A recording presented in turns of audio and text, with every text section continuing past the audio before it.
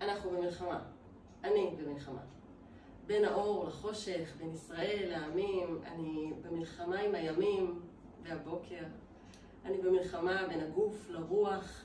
אני רוצה לנוח, וכמה שאני אוהבת לישון.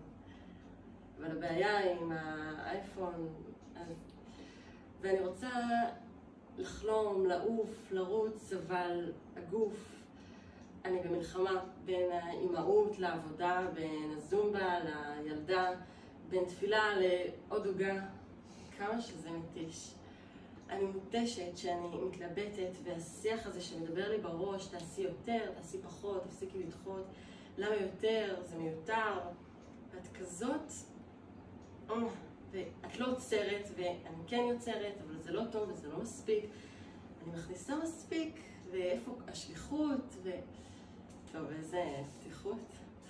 אז כדי לחסל את ההתשה, מצאתי לי שיטה, כדי ליצור שליטה. ניקח את המאזניים ונעשה אותם אחד. השם אחד.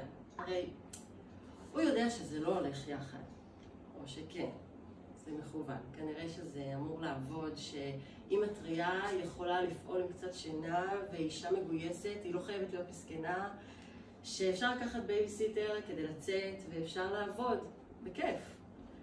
שאפשר לאכול עוגה, אבל במידה, ואפילו שגבר יכול להסתדר עם אישה.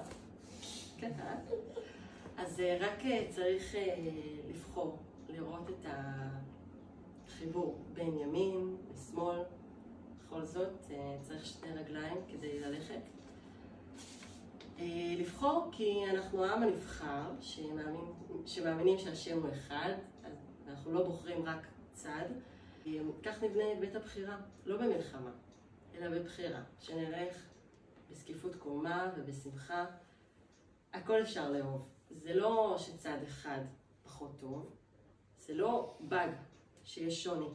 זה לא שאני יותר טובה ממך, זה לא בעלך או אשתך.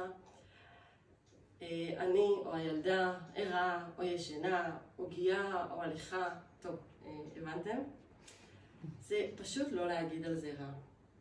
זה הולך יחד, רק בדרך אחרת ממה שאני חושבת.